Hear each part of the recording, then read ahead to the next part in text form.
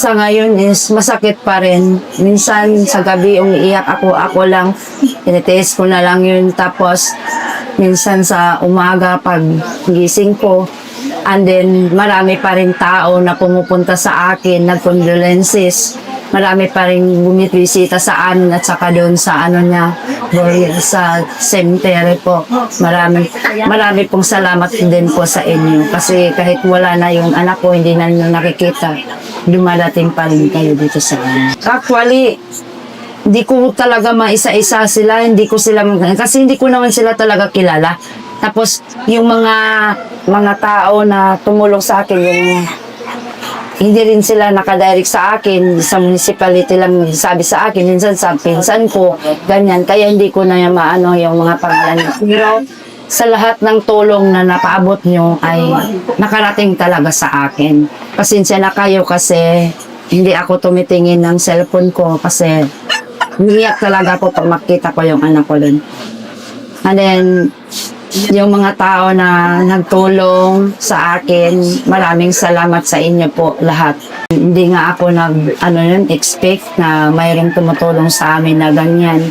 Kasi isa yan sa mga plano ng anak ko, isa yan sa mga plano namin na doon muna kami sa Davao para matutukan ko po yung kapatid niya kasi yung pagtutulong kasi permanently late mag-aral, oo. Para matutukan ko din and then mabuo yung namin doon. Tapos para daw yung monthly allowance niya is kaya naman daw namin doon, hindi pa maka-provide lang. Tapos sabi ko huwag kang alala kasi magtrabaho naman ako magtrabaho ako doon para hindi lang yung allowance mo ang hihintay namin, may din kami monthly income sana.